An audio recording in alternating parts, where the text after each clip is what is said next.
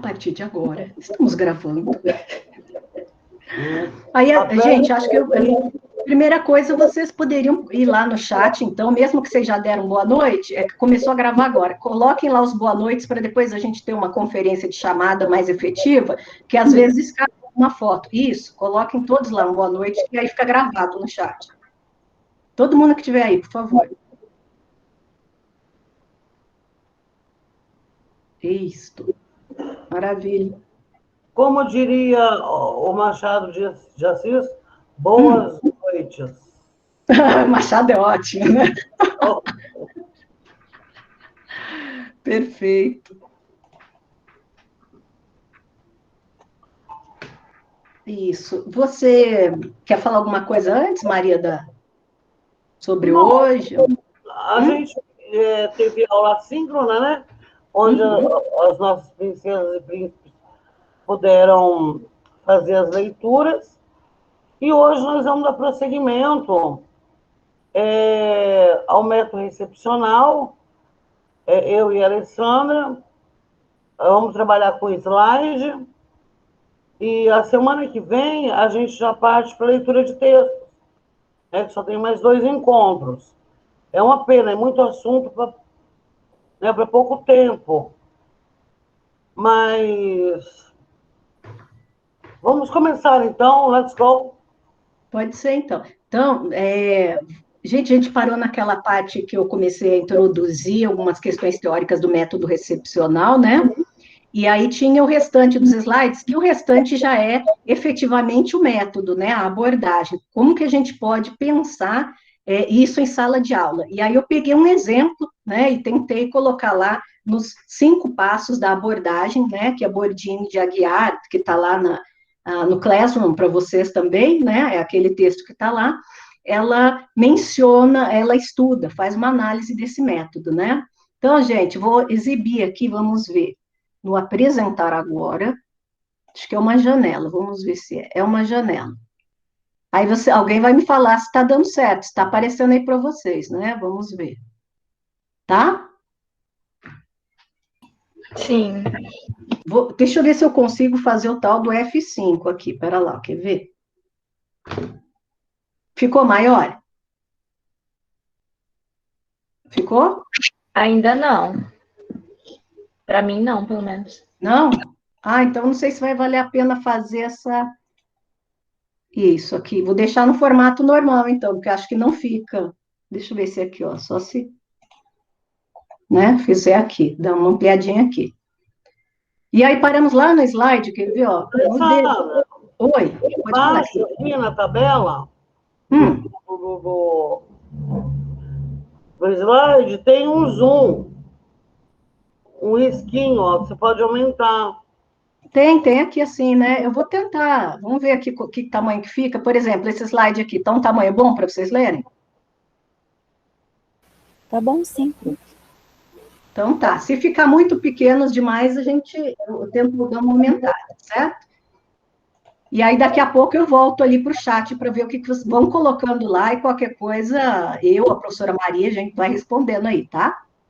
E me interrompam, se surgir alguma dúvida, algum comentário, eu queria comentar isso nessa hora, né? Tudo bem, tá? Só fala assim, né?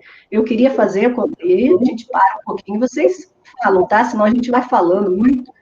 Mas olhem só, então a gente parou ali no IAUS. Eu falei para vocês que nós mostrei na aula anterior, né? Vários teóricos interessantes, né? Coloquei aqui a fotinha deles, vocês se lembram, né? Ó, cadê aqui? Por exemplo, esses 3, né? Ó, IAUS, o Fish e o Chartier, que falam sobre o método recepcional, né? Mas o principal em literatura é aquele que a gente mais vê, aquele que é mais estudado, assim, pelas críticas literárias, estudiosas, acaba sendo o IAUS, né? Ele teve uma visão muito boa desse método recepcional, certo? E é nele que a gente vai concentrar as nossas forças aqui, certo?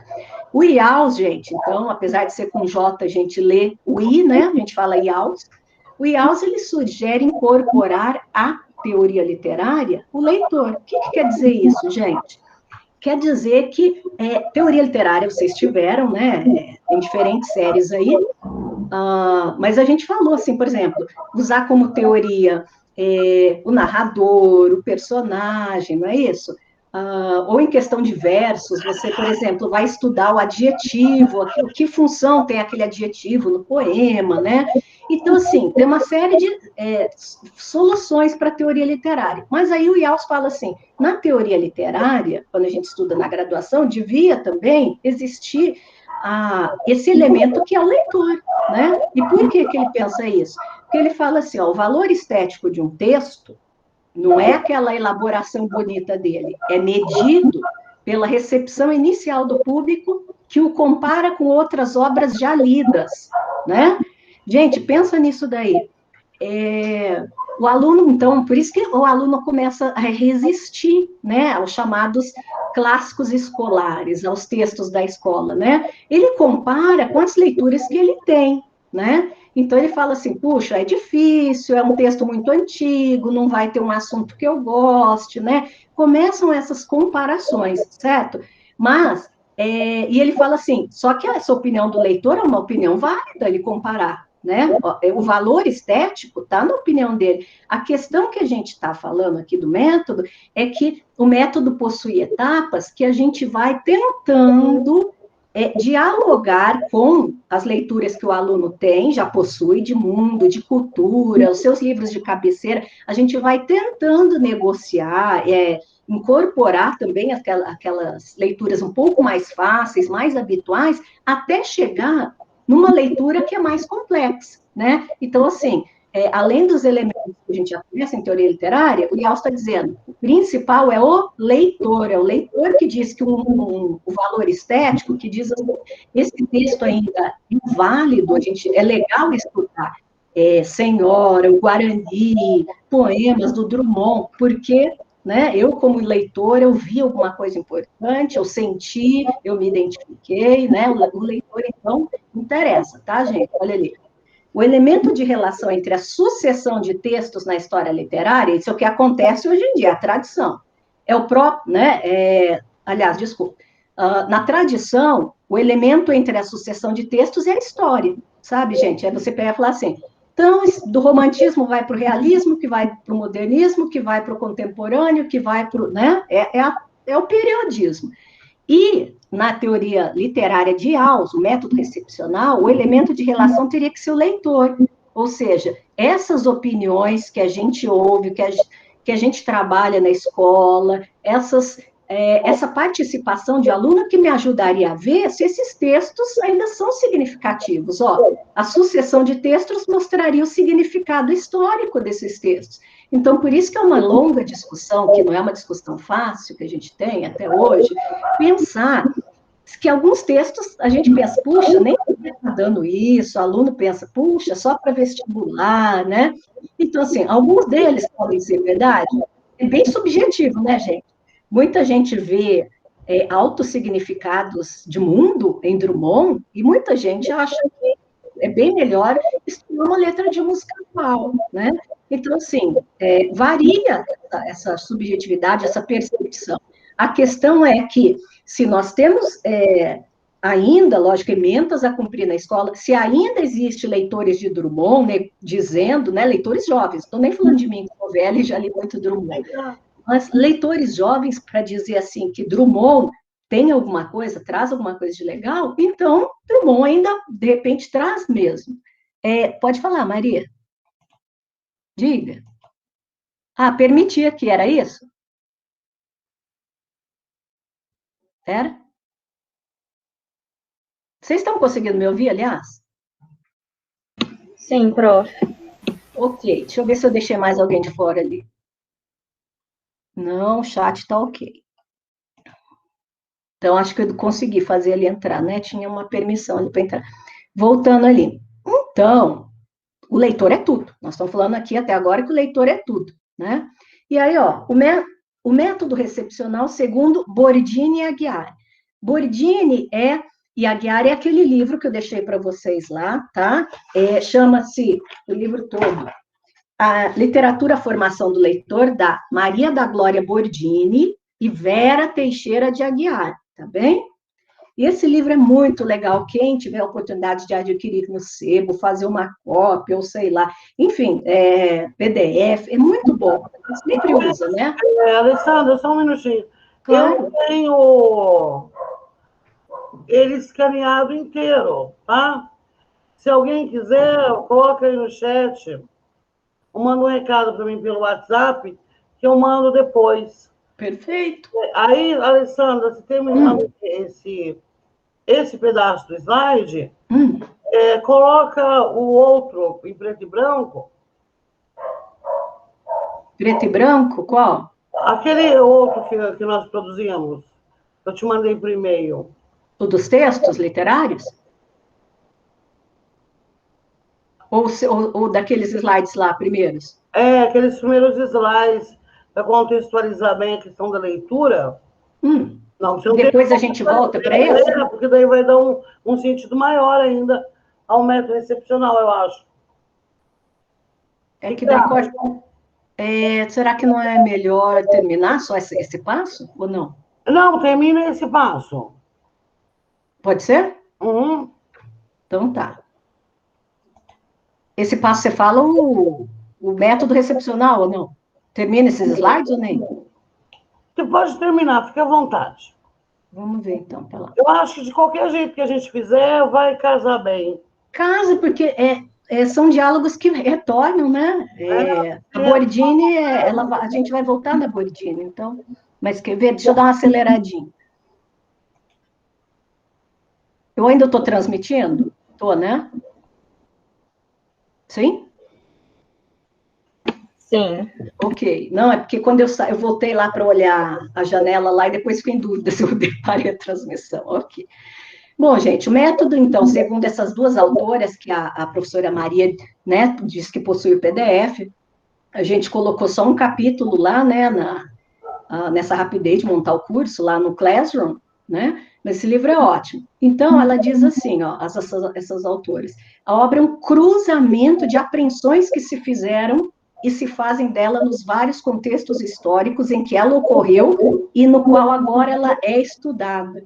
Então, vocês veem, a obra, se a gente pensar lá, Senhora, século XIX, é tudo aquilo que os leitores do século XIX leram, que os críticos literários escreveram sobre ela, por que escolas, né, que resolveram adotar e por que estudar aquilo, e mais ainda, o contexto em que ela é estudada agora. Como é que nós professores do século XXI, damos aos nossos alunos, né, com qual objetivo e como é que os nossos alunos recebem a obra, né? Por exemplo, a obra Senhora, mas aqui nós estamos falando de qualquer obra, gente. Pode ser uma obra mais atual, pode ser poemas de autores vivos, qualquer coisa, a gente sempre está pensando na questão do leitor. Como que se leu quando foi lançada, como que ficou durante, né, depois dos anos, e até chegar na contemporaneidade, que é quando o leitor atual recebe, tá? Então, ó, o sentido de uma obra literária passa pelo mundo histórico e extratexto, né? Ou seja, está dizendo aqui que o sentido não é como na teoria formalista. A teoria literária formalista diz que o sentido está sempre dentro do texto, né? O texto, ele colocou palavras lá dentro que a gente tem que se ater a ele e esquecer se o escritor que escreveu tem um contexto em particular, se a sociedade que ele viveu era X, essas variantes a gente esquece. Na teoria formal, o que interessa é o texto. E aqui não, para o IAUS, o sentido passa pelo que o leitor atribui, não é só o que está dentro do texto. Ou seja, o extratexto interessa. Né? Isso eu acho bem interessante e impactante. Aí, gente, olha só. Cadê aqui? Esse eu vou ter que diminuir um pouquinho. Dá para enxergar ainda, gente? Deixa eu ver. Responda. Dá sim. Sim? Uhum. Ah, tá. Por favor, sim ou não no microfone, porque eu não voltei lá para fora. Sim. Tá um pouquinho. Dá sim. Isso, pode ser, acho que deve estar um pouco, porque eu fiz um copiar colar, e aí, mas eu vou ler só a partezinha aqui, ó, até o vermelho, que é curtinha, e vou contextualizar para vocês, e depois posso disponibilizar esses slides lá no Classroom, tá?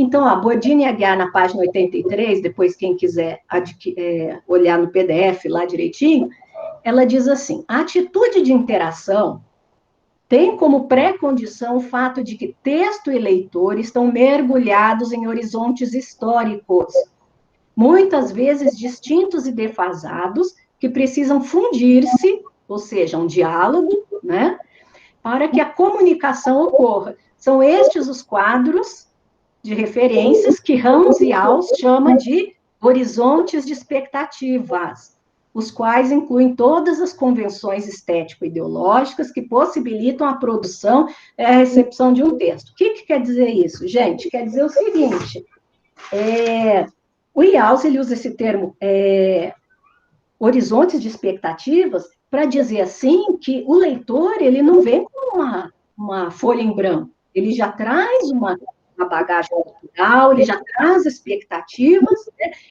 O leitor se insere dentro daquilo que nessa página, eu risquei ali, ó, está dentro de um contexto estético-ideológico, né? Que convenções estético-ideológicas são essas? Olha, leitor e produtor de texto, aí vamos pegar também Alencar. Então, Alencar, que é um escritor do século XIX, foi político no Brasil, né? Ele pertencia à burguesia, ele vem de todo um contexto social diferente dos leitores de agora, né? Então, para eu entender como foi produzido o texto dele, eu penso no contexto, nas convenções estético-ideológicas do escritor, não é? Eu penso assim, olha, produziu em que contexto, que sociedade era aquela? Aquela sociedade acreditava em mitos, né? Por exemplo, quando a gente estuda lá a tragédia grega, acreditavam, né, em mitologias, naquele tipo de mitologia, né? Certo? E aí, o leitor, a gente também tem que pensar que eles estão, para eles adquirirem, lerem uma obra, qualquer que seja, eles estão inseridos, olha, aqui do ladinho, num contexto social, intelectual, ideológico, linguístico, literário e afetivo.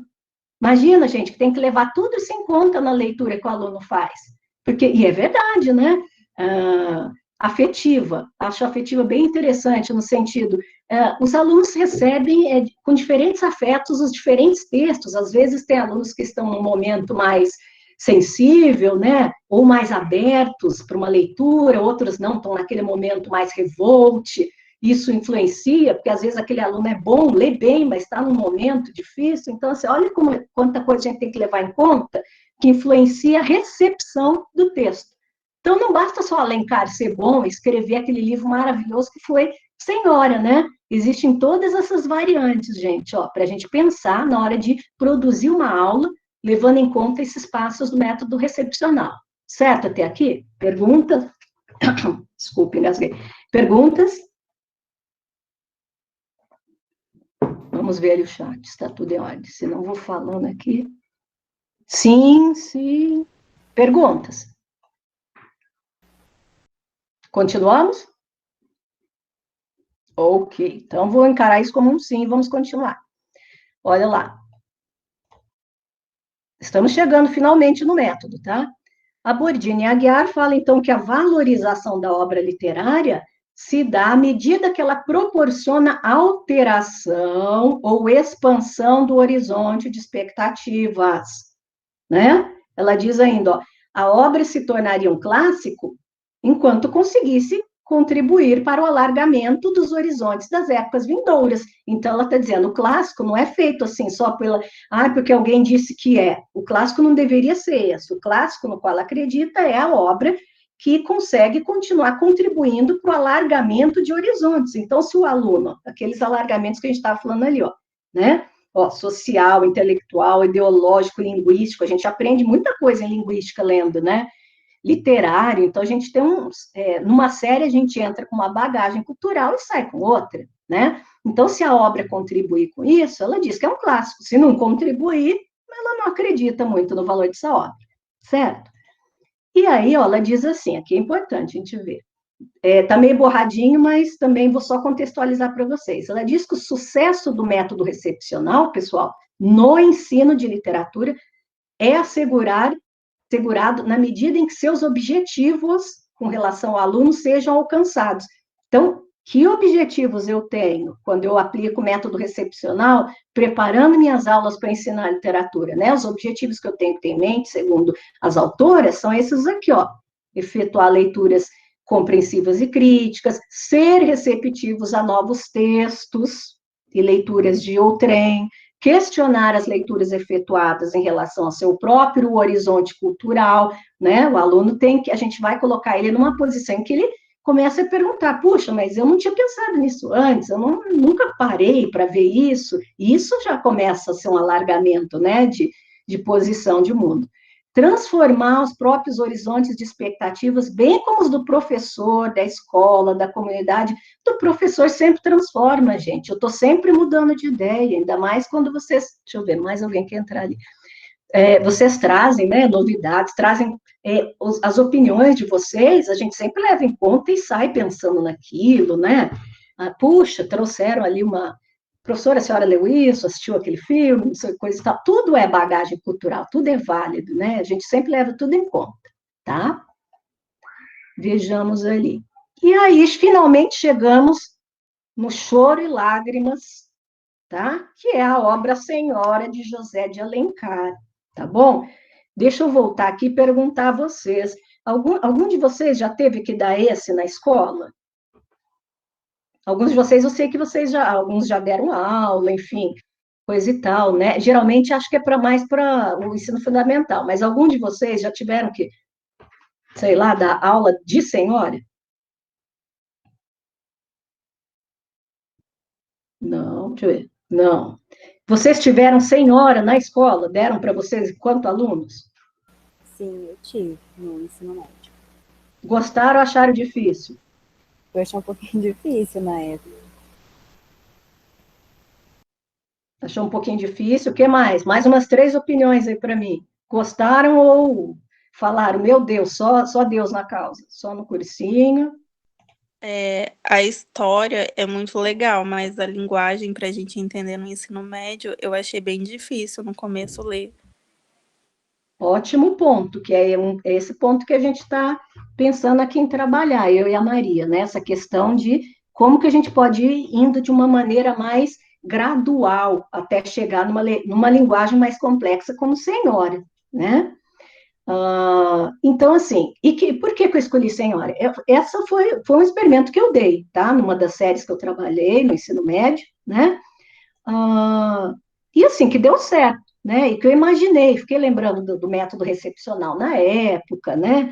E pensando como que eu ia chegar da senhora para os meus alunos, porque eles têm exatamente essa posição de vocês, e que tudo bem, que é uma linguagem mais distanciada, né? Muito formal, né? Então, é um pouco mais complicado. Então, fui lá no método recepcional, e a Maria, a Bordini e a Aguiar, nossas autoras, ó, elas dizem que são 5 etapas que a gente trabalha o método recepcional, tá bem? 5 etapas que eu vou mostrar para vocês, então. Maria, se você quiser me interromper a qualquer momento, só falar, tá? Por favor. Então, ó, a primeira etapa seria determinar o horizonte de expectativas da classe. Então, antes de eu começar a pensar em senhora, eu vou olhar para a minha classe, né? E, ó, segundo Bordini e Aguiar, nesta fase, deve-se conhecer os comportamentos espontâneos dos alunos. Em sala de aula, na biblioteca, ficar atento aos comentários sobre o que eles leram, assistiram, perceber os interesses dos alunos, e olha que legal aqui. Por exemplo, que tipo de personagem capta a atenção deles. Então, a primeira fase, para eu pensar uma aula interessante sobre senhora, é olhar e pensar na minha turma, o que vai funcionar ali, o que eles gostam, e esse momento é aquele momento que, às vezes, até fora de aula, a gente está meio prestando atenção na conversa dos alunos, ou enquanto eles estão fazendo um exercício e tem aquela conversa paralela, né? Você conversa com o aluno no corredor, enfim, você vai colhendo, né? Você dá uma atividade na biblioteca e pensa como que eles, quais são os gostos, quais são as aptidões ali, né? Que personagens que eles costumam comentar, e aí a gente vai pensando devagarzinho numa aula, né? Então, dado esse primeiro passo, eu imaginei lá a minha classe, né? O que eles gostavam, e era uma classe bem assim, que gosta de redes sociais, tá, pessoal? mas que também estava aberta a leituras, sabe? Era uma turma bem assim, madura até, só que madura no sentido, faziam todas as coisas, faziam com gosto, eram muito criativos, mas em questão de rede social era tudo imaturo no sentido brincalhões, né? Certo. Aí, etapas de desenvolvimento. A segunda etapa do método recepcional é o atendimento do horizonte de expectativas, pessoal. Então, nesse momento, as autoras lá, Bodin e Aguiar, dizem que é o momento de uma escolha por parte do professor de uma técnica de um texto ou técnica didática inicial, de acordo com os interesses descobertos na etapa anterior, mas também levando em conta que série que você está trabalhando, a faixa etária, perfil da turma e da escola. Vamos parar aqui para comentar o seguinte. Por que eu grifei aqui? Está dando para ver que eu grifei, gente, ou não? Um sim ou não de microfone? Sim, professora. Obrigada.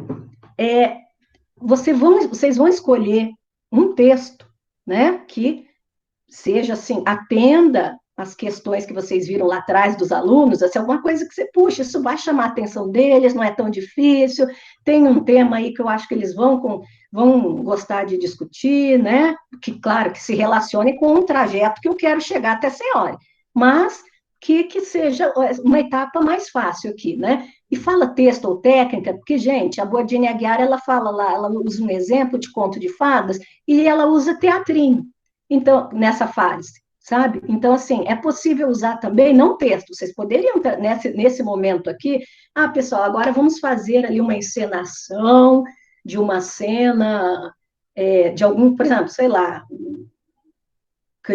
um videoclipe, um filme, Romeu e Julieta, se tivesse a ver com senhora, tá? Estou tentando imaginar aqui, na hora não veio muitas coisas, né? Então, vocês poderiam usar outra coisa que não texto também, tá? Desde que fosse uma comunicação mais facilitada daquilo que você quer chegar, que é senhora, tá bem? E outra coisa, quando eu disse que tem que levar em conta, isso aqui parece óbvio, né? Ó, série, faixa etária, turma, escola, mas, gente, é que é assim.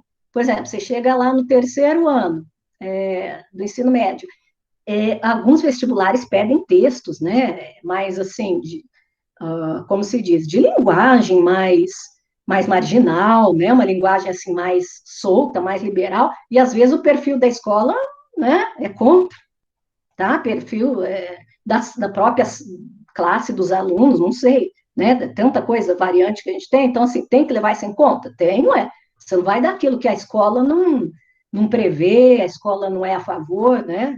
Entenderam? Então, é várias coisas que a gente leva em conta. Mas que dá para fazer, sim. Basta pensar, parar e planejar um pouquinho. Bom, aqui, ó, o que eu planejei para chegar em 100 horas, gente? É uma mini crônica do Paulo Coelho. Vejam só aqui em cima. Dá para enxergar? Dá para ler? Dá sim, professora. Tá. Ó, é do Paulo Coelho. Paulo Coelho nem é uma pessoa que eu tenho muita leitura de mundo, não tenho nenhum preconceito, simplesmente só não li, porque tinha vários outros autores na fila, mas, procurando o tema, eu cheguei a essa crônica aqui, gostei bastante, né? Que é A Mulher Perfeita. Alguém pode ler para mim, para eu descansar essa voz?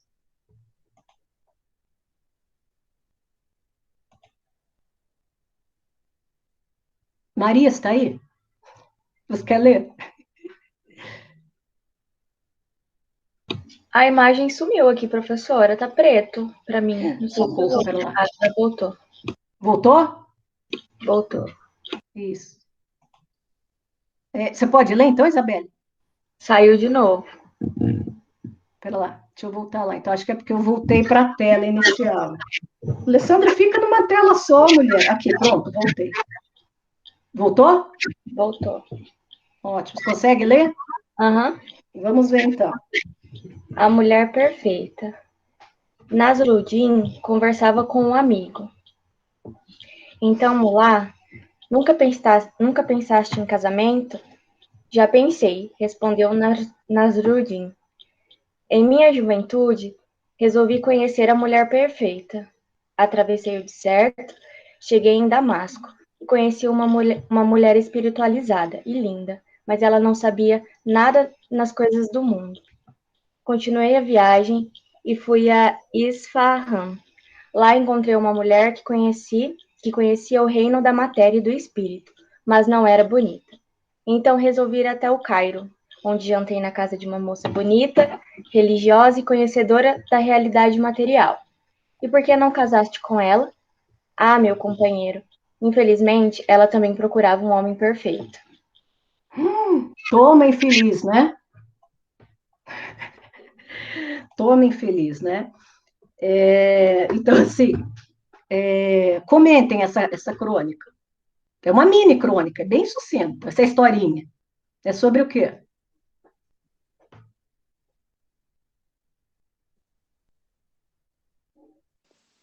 Ele tá buscando a perfeição em alguém e nem tá olhando as imperfeições que ele tem. Perfeito, Muito você já isso. resume bem. Ele está e dentro do que ele quer casar, né? Então ele quer casar, está buscando essas imperfeições e é um texto fácil. Todos consideraram fácil, né? Texto fácil que vocês abririam para eu abri para dialogar com os alunos, né? Escuta, mas e a questão da perfeição, buscar o seu parceiro, o seu namorado, e dentro do casamento, é mais grave ainda você tentar buscar perfeição, então você vai partindo para os relacionamentos humanos e essa busca de perfeição, né? Até chegar na palavra casamento, né? E falar, olha, e no casamento? Por que eu quero chegar à palavra casamento? Porque no Romance Senhora, o casamento é a motivação de tudo que aconteceu ali, né? De todo o enredo, toda a desgraça social que se abate sobre todos, né? É o casamento, né? O casamento por interesse. Então, em Senhora, é um casamento por interesse. E aqui eu pensei que, trazendo essa crônica, né, em que começa a dizer que existe um interesse ali estético, mas é um interesse e que também atrapalha a busca desse parceiro. É ou não é? Mais ou menos isso? Alguém quer fazer uma colocação? Vamos ver ali. Sim. Às vezes eu falo não quer dizer que é para concordar comigo, hein? Pelo amor de Deus, é só vício de linguagem, de você terminar falando né, olá, hello, tá bom? Então, assim, primeiro fiz isso aí, né? Esse é o segundo passo, atendi o horizonte de expectativas, tá?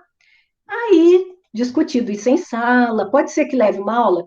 A questão da aula também é uma coisa que é assim, gente, vai depender do planejamento de vocês. Quantas aulas eu tenho, eu posso disponibilizar para trabalhar essa obra bem trabalhada, e que, né, eu tenho outros conteúdos, então, assim, tudo depende de quantas aulas você tem. Às vezes, vocês têm que colocar 2 passos na mesma aula, tá? Por exemplo, o primeiro passo lá é entender, dialogar com os alunos para conhecer o que eles gostam, ó, determinar o horizonte, e na mesma aula já ter um texto mais ou menos engatilhado, né?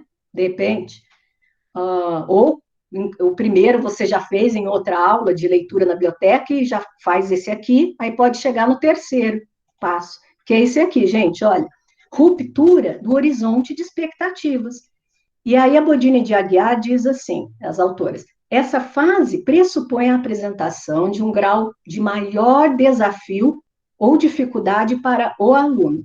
O professor escolhe um texto ou outra metodologia, mesma coisa aqui, se quiser fazer um teatro, um jogo, né, sei lá, cartazes, tanta coisa que é possível fazer, né, que dialogue com o que foi lido e discutido e exercitado na aula anterior. Então, vamos ver se vocês estavam acompanhando. O que eu dei na minha aula anterior?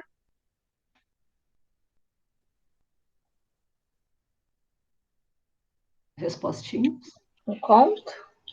Isso, a mini crônica. Dei aquela mini crônica do Paulo Coelho, né? Então, agora eu vou romper. Então, eles tiveram facilidades, agora um grau maior. Agora, vamos colocar alguma coisa que, né, precise de mais atenção, mas que ainda está dentro da meu objetivo, que é em direção ao estudo de Senhora, tá? Peguei os quadrinhos de Senhora, não tive dúvida, gente. Eu tenho a obra em HQ, né, que fala. Ai, fica rodando aqui, a pessoa parece que não sabe, né? E não sabe mesmo mexer tão bem. Dá para vocês verem daí? Acho que eu consigo até Dá apresentar sim. ela de outra forma. Depois, se vocês quiserem maiorzinho, eu tenho ela ali no PDF maiorzinho, né? Então, assim, por que que eu fui para HQ? Não é que eu distribuí o HQ, trabalhei o HQ inteiro, não. É que vocês sabem que eu adoro um clássico, né? Então, assim, a minha ideia era, eu coloco um pouquinho de HQ, porque ainda está dialogando, ainda é fácil, e vou começar a despertar uma vontade neles que eles vai ser irresistível que eles cheguem sem hora. E porque aqui, gente, apesar de ser divertido, ó, traz um nível de dificuldade. Às vezes as pessoas, eu tinha um pouco de preconceito antes de ler HQ uns anos atrás, sabe? HQ de obra literária. Eu pensava que esses balõezinhos iam ser coisas fáceis demais e que não representaria a obra. Mas, assim, dependendo da edição, representa sim, tá? Vem a linguagem do século XIX, tá?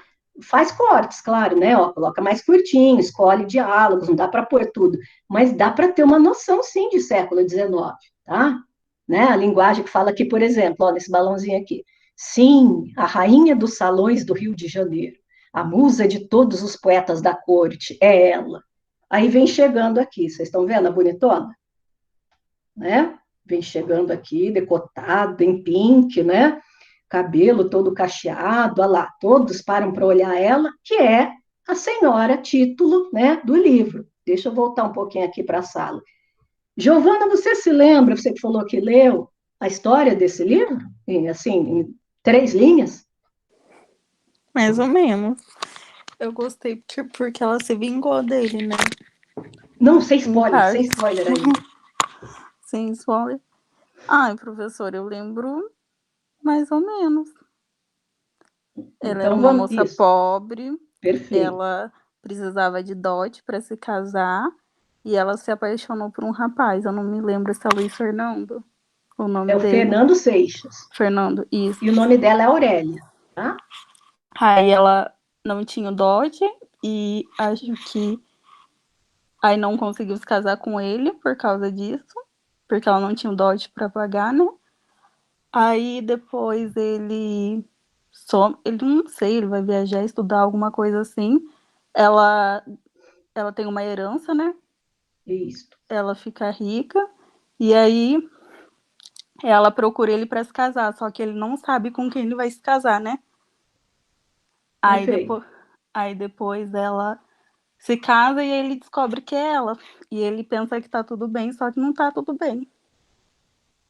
Vocês entenderam que ele casou, assim, né, ele aceitou ser comprado, né, porque a moça falou assim, o advogado me falou, uma noiva linda que eu vou te dar, se você aceitar casar com ela, e você vai receber uma bolada.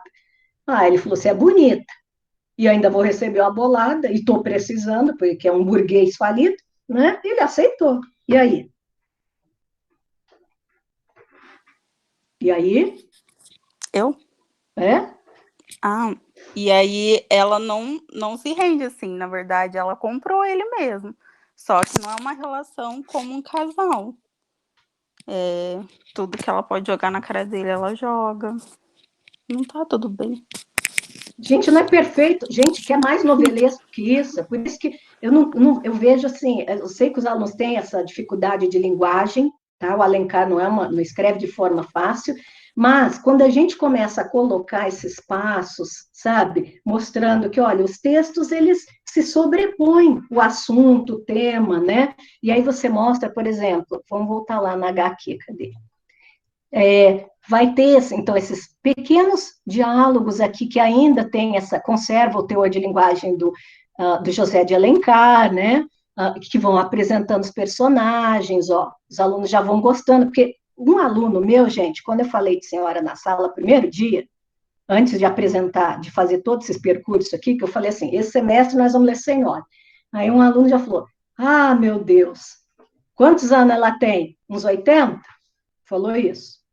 Aí eu falei, não, gente, não é até isso, a gente tem que contextualizar, não é uma senhora no sentido idade, né, como a gente pensa hoje em dia, sentido idade, é uma senhora no sentido, ela tem uma posição favorável na corte, tem dinheiro, né, é bem vista, está na idade de casar, então chamam ela de senhora, né?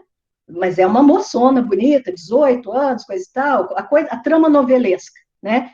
Jovem, certo? Aí eles já ficam, então de repente rola uma identificação aí, né? Então a gente contextualiza bem essa questão.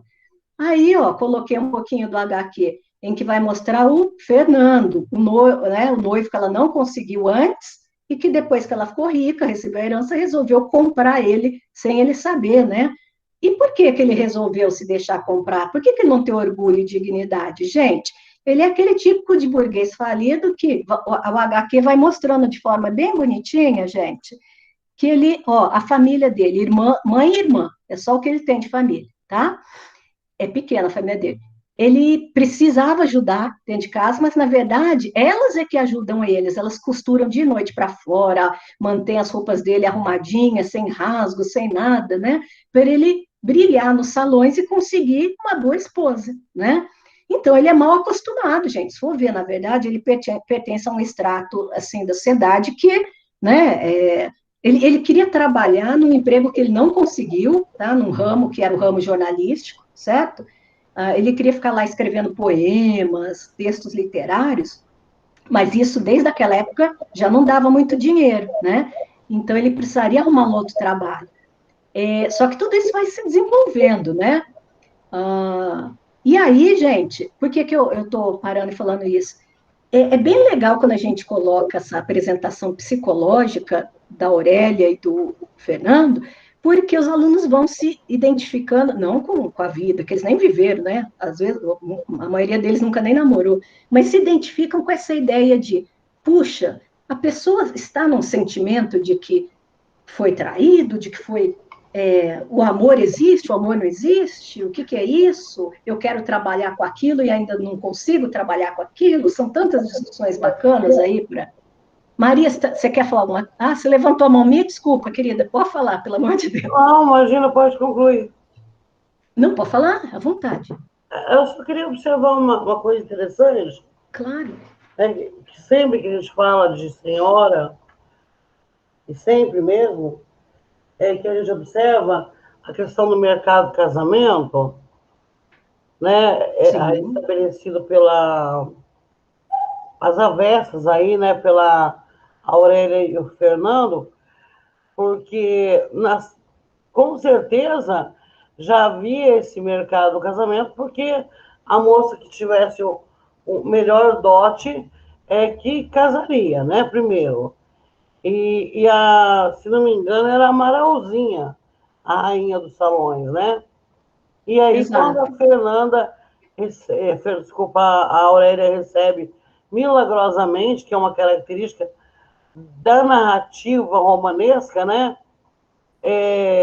Fica rico do dia para a noite, pobre também da mesma forma, e surgem tesouros, e sonhos viram realidade. Aí, do nada, a Aurélia recebe essa herança e aí ela vai se vingar do Fernando porque ele não olhava para ela, né? Enquanto a Amaralzinha era o melhor pé de meia que existia nos salões. E eu vou observar também que a irmã dele ela não tem dote. Então, não há nenhuma perspectiva de que ela arranje um pretendente. Né? Isso é triste, né? Que as irmãs dele não vão casar. Não vão casar. Inclusive, a novela que foi feita pela Record, chamado As Três Mulheres, alguma coisa assim, foi baseada em Lucila, Senhora e Diva, mostra bem isso, né? Ele é um galã, é o Gabriel Braga Nunes. Né? Oh, meu Deus! Nem precisava tanta roupa bonita, né? E a mãe cozendo ali direto, as irmãs, e ele nessa empreitada de frequentar os salões para arrumar um bom pé de meia. E aí é que a gente diz assim, mas a gente pode ficar preso naquela coisa como é que eu posso? Esqueci a palavra, a gente estava comentando agora há pouco, da periodicidade, né? Da Uhum. periodicidade. Porque aí o Alencar é um grande crítico, né? Ele não, apesar de ser um escritor da burguesia, feito pela burguesia e para a burguesia, como diz o Bose, ele é um grande crítico, né, dessa Perfeito. sociedade que vive de aparências, porque o Fernando não quis nem conhecê-la, né, se vendeu assim, mas o romantismo tem que voltar à linearidade, né? Então ele vai pagar até o último tostão que deve a ela e eles vão ser felizes para sempre. Mas eu nunca tinha visto em quadrinhos, Ai, tá? posso te mandar até, se você quiser. Mano, eu vou adorar. Então, Vou porque em mandar para um quadrinhos. amigo meu também, que é do Crelite, que a Hum, especialidade dele é quadrinhos, ele deve ter. Mas assim mesmo eu vou mandar. Eu vou adorar. E desculpa te interromper. não, adorei, achei perfeito você colocar isso. Tinha esquecido essa questão das irmãs, né? Realmente, menina, pensar que as irmãs não vão casar, não vão ter a mesma chance que ele está procurando no partido dele, né? Numa moça para ele. E pensar também, uma coisa que os alunos se espantam quando começam a ler o livro, é exatamente aquilo que você colocou no começo, né? Gente, não basta a moça ser já linda, maravilhosa, estar disposta no salão, ainda tem que pagar para casar, minha gente. Olha, gente, olha o tamanho do desastre. Pagar para casar. E tinha que fazer isso, senão não casava. Mas eu queria ficar livre. Na sociedade do século XIX, gente, a mulher paga um preço muito alto se não casar ou ficar, né, muito bem vigiada na casa dos pais. Então, assim, não tem muita opção, não. É assim como se a mulher fosse um peso, né? Isso vem desde, eu acho que o patriarcalismo se instaurou como, como classe dominante, como se a mulher fosse um peso para o pai, e ele fala, então você vai, leva essa mala de dinheiro, leva essa outra mala, né? Que filha casada, problema resolvido. Nossa, pior que, gente, já ouvi isso. Ouvi e li em obras literárias. Maria do céu, é isso mesmo. Sim, é muito comum. A gente que já chegou aí ao meio século de vida, né? Ouve a história das avós, das bisavós, lê muito em literatura, mas é bem isso mesmo, né? A mulher tinha um preço, ela tinha que pagar um preço para casar. E, e hoje, quando eu vejo aquelas revistas modernas, que se dizem modernas, faz muito tempo que eu não vejo, mas ali aquelas receitas de como seduzir um homem, você compra vela aromática, uma lingerie de não sei do que é o salário do mês, e arruma um jantarzinho assim, e assado. Será que não é uma forma de demonstrar poder para esse homem também, e estar comprando esse homem? Que afinal de contas, que tesouro é esse? Que valor que esse homem tem para a gente ficar fazendo um jantarzinho para ele? E compra no fast food. Ai, nossa, pior que é meio que isso mesmo, a gente acaba vendo novas maneiras das coisas, assim. Por isso que é legal essa ideia do método recepcional, da atualização dos textos, né? A gente traz para agora, do jeito que você está fazendo, e a gente já está pensando assim que, na verdade, as mesmas estratégias usadas, né? Como dentro desse sistema de casamento e relacionamento humano, elas, sendo outras agora, acabam sendo as mesmas do passado, só muda de roupagem, né? Uhum. Não, quando a gente vê aquelas baladas, aquelas moças de saias super curtas e dizem que eu só uso o Chanel número 5, aquilo não é uma vendagem, um açougue, onde você expõe o seu corpo. Por que tão pouca roupa? Se você vai conversar com a boca e pensar com o cérebro. Ou já é uma insinuação, olha, eu dou o meu corpo e você paga a minha cerveja. Gente, olha, a coisa vai por aí mesmo. O que a gente quer isso é que vocês pensem, quiserem comentar, discordar, fique à vontade no chat. Falar também. Eu achei interessante, Maria, também, que mesmo, você vê, mesmo sem querer, por exemplo, eu não tinha te dito que eu coloquei a senhora, né, como exemplo do método, mas olha como essa ideia dessa, ah, da mulher, daquilo que ela sofre em sociedade, acaba dialogando com os contos da Colaçante que você escolheu, né? Sim, Acaba a sendo coisa ali, vai expandir bem mais, né? Eu ia Sobre falar esse... isso. Oi, olha, cai, Giovana. que legal, Eu ia cai falar isso perfeito. mesmo. Sim, Os contos que eu li tá fazendo muita ligação com o tema Senhora. a gente, E só eu e fazendo. a Lei, a gente sentou e foi amarrando esses textos, né, de maneira que eles fossem alargando os horizontes de leitura de vocês.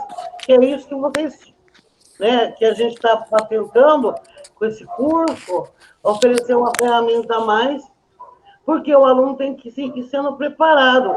Se você joga um texto que faz uma ruptura muito grande, você funde a cabeça dele. Né? A gente vai por partes.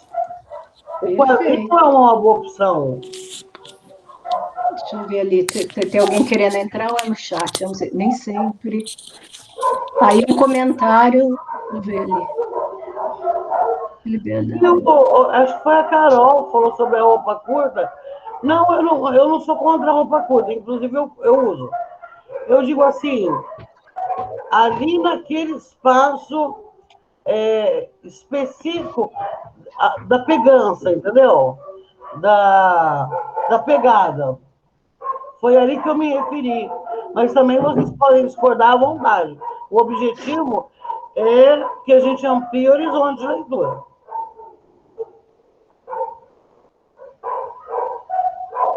Professora, Oi? só faz aquilo que a senhora falou sobre a mulher ser colocada como um fardo na sociedade em que se passa o livro, né? Eu acho muito legal que em Senhora, assim, tem essa falsa sensação, mas não é uma falsa, mas eu vejo que ela tá no poder, uma parte do livro. Tipo, é ela ali que mantém, é ela que compra ele, e ela, por um momento, ela é a poderosa. E eu acho isso muito legal. E é mesmo. Por isso que eu falo, o Alencar, ele rompe com toda a expectativa que a gente tem das heroínas românticas. Porque ele cria uma mulher de carne, de músculos, né? Que tem firmeza. Porque mesmo antes de ser rica, mesmo antes de ser rica, ela já tinha força de personalidade. Né? Aí coincidiu que ela ficou rica, melhor, né? É verdade, eu gosto. Os alunos, gente, eles ficam encantados com essa ideia quando vocês trabalham isso, no segundo ano do ensino médio, essa obra, com o empoderamento dela. Então, assim, depois, quando eu fui trabalhar finalmente, senhora, lá no último passo, que eles leram a obra, eles leram e já ficaram assim, metade da sala, eu pude até dividir, fazer um debate, porque metade da sala, né, nossa, era advogado da Aurélia até o final, meu Deus, ela é a vítima de tudo do sistema, ela está certa, e outra metade tinha assim, puxa, mas o Fernando tinha família, ele tinha que pensar, fazer um casamento bom, porque tinha as duas, ele não era assim tão sem coração, e não sei o quê, aí fica esses pontos de vista diferentes. Então, é bem legal tratar a psicologia desses personagens, né? Certo? E aí, gente, voltando ali então, agora já estamos chegando bem no fim do método recepcional, para não ficar muito cansativo. Então, tá aqui nosso partidão, não é muito diferente de hoje, né, gente? Voltou esse negócio de homem usar barba e bigode, né? Não sei muito bem porquê, mas voltou essa ideia, né? Então, tá bem atual, gente, ó, o Fernando Seixas, tá? E aí, cadê aqui, ó, terceiro quadrinho. Aqui, ó, tá fazendo negócio já com o advogado, né? E aí ele vai conhecer a Aurélia no baile. Tem um baile lá que ele vai, cadê? aqui, encontra a Aurélia e fala, meu Deus, é você, né? Depois de casado já, tá? Casou, encontra a Aurélia e fala, meu Deus, você que eu, né, vai ser a minha noiva, não sei o quê. Então, assim, gente, caos. E aquilo que a Giovana ressaltou bem aí, a Maria, né? Dá a impressão que agora a felicidade ia começar. Pô, comprou o homem que ela queria e ele também, ele amava ela. O livro vai dando a entender que ele nunca esqueceu ela, mas que ela não tinha dinheiro, então eles iam ser infelizes sem dinheiro, né?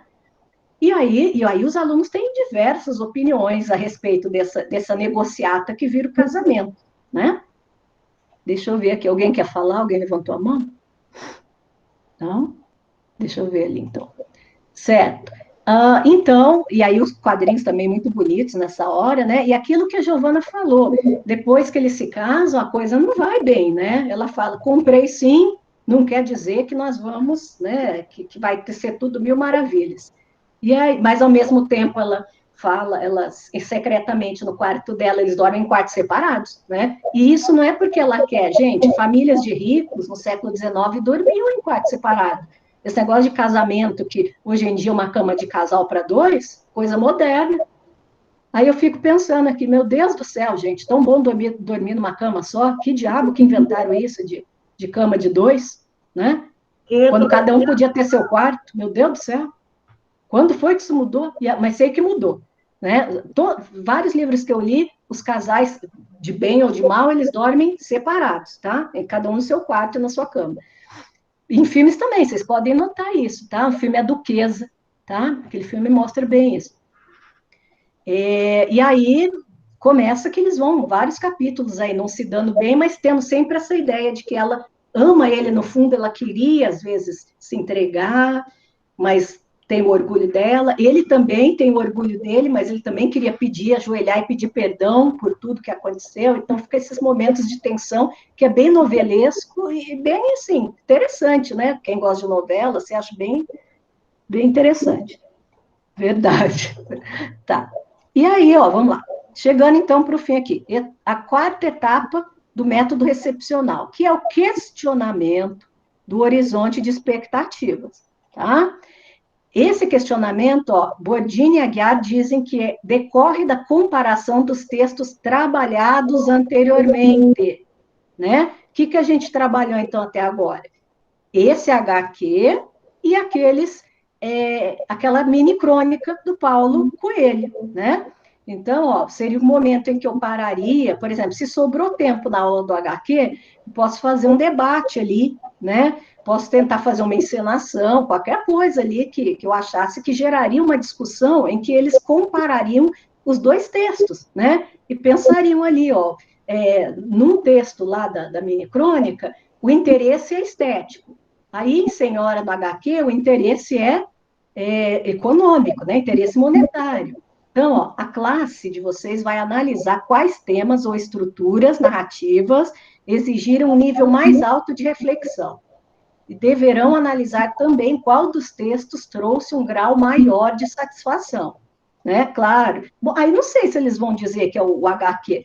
Né? Eu, por exemplo, tenho bastante resistência em ler HQ. Então, se me derem, sei lá, um conto muito bem feito, talvez eu nem preferisse o HQ se eu fosse aluno, não sei. Isso pode variar, né? Mas, enfim, faz tudo parte da percepção que a gente tem que desenvolver no método, tá bom? E aí vocês falam, mas em que momento vai chegar o romance? Eu, nessa minha exemplificação, dá para variar um pouco, tá, gente? A gente vai ver, inclusive, quando a Maria vai falar daqui a pouco, mais um pouco, e depois, quando vocês começarem os textos anteriores à colassante e com a colassante, que dá para variar mais ou menos o tempo dessas etapas, certo? Ou como elas vão se dar.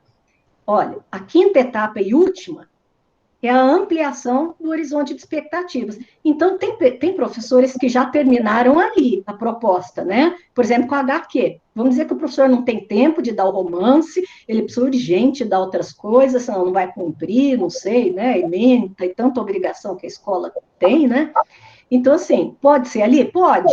Mas eu, por exemplo, estiquei mais um pouco. Eu tinha mais uma aula e eles já vinham lendo romance faz tempo, né? Que eu tinha pedido, toda a aula conversando e fazendo cada vez mais propaganda da senhora para eles. Então, ó, a quinta etapa, que é a ampliação, é resultante dessa reflexão entre leitura e vida. É a última etapa do processo, a ampliação do horizonte de expectativas. Tendo percebido que as leituras feitas dizem respeito não só a uma tarefa escolar, mas ao modo como vêem seu mundo, os alunos nessa fase tomam consciência das alterações e aquisições obtidas através da experiência com a literatura. Olha que fantástico, tá? É aquele momento que o aluno não se deu conta assim, puxa, eu fui obrigado a ler, mas até que eu gostei, até que não, né? Está sendo divertido aqui cotejar minha opinião com a opinião do outro, né? O outro não concorda comigo, e que bom, e que péssimo, eu vou falar mais alto ainda, porque eu quero defender a Aurélia, enfim, tanta coisa, né? Então, ó, cotejando, ou seja, colocando lado a lado ali, cotejando seu horizonte inicial de expectativas com os interesses atuais, os alunos verificam que suas exigências tornaram-se maiores, bem como sua capacidade de decifrar o que não é conhecido foi aumentada, né? Puxa, se eu conseguir ler esses quadrinhos, né, que tem uma linguagem corporal ali, ó, a vestimenta, os hábitos, essa coisa do dote, os próprios balõezinhos, se eles conseguiram passar por essa dificuldade, né, eles aumentaram ali o jeito deles poderem ler, né? Então, a Bourdieu termina dizendo ali, ó, que essa tomada de consciência é uma atitude individual e grupal dos próprios alunos, né? Tá bom? Então, assim, o papel do mestre nesse momento é o de provocar seus alunos e criar condições para que eles avaliem o que foi alcançado e o que resta fazer. Então, nesse momento, falei, bom, vocês viram que vocês gostaram do HQ, né? Discutiram, não sei o quê. É esse momento que eu falei, nós temos, então nós vamos para senhora, vamos para a obra, né? Vamos discutir, eles já tinham lido, você tem que dar um tempo, né, gente? Planejem aí com uns 2 meses de antecedência, 3 de preferência, né? Vão, cada vez vai, pode ir cobrando atividades paralelas, tá? Não quer dizer que precisa ser todo certinho o método, quer dizer assim que essas 5 etapas, eu como professora, eu estou refletindo naquilo que eu estou colocando o meu aluno no papel de um leitor que é importante para construir o sentido da obra, que eu não quero que o meu leitor vá lá, pesquise um artigo da internet e traga para mim o que aquele crítico pensou sobre Senhora, né? Assim, vocês, alunos da graduação, são capazes de fazer isso, e isso aumenta o conhecimento de vocês. Então, tudo bem a gente fazer isso, né? Aquilo que vocês não sabiam, passam a saber. Mas o aluno do ensino médio, gente, não, né? Ele precisa, para gostar de literatura, para avançar nesses textos difíceis, perceber que ele é capaz de ler, né? E que ele pode emitir suas próprias opiniões, sua leitura. Que ele compara, olha, o que eu li lá atrás, a novela que eu assisti, aquilo aconteceu na minha família, eu escutei um caos assim, sei lá, entenderam? Tudo certo até aqui? Porque daí aqui já são, acaba os slides, já são as referências bibliográficas que a gente usou, que é o texto da Guiária Bordini, Alencar em Quadrinhos, aqui o site do Paulo Coelho, lá onde tem as crônicas, são várias histórias para os pais, filhos e netos. E um pouquinho da estética da recepção presente nesse livro de teoria literária, tá?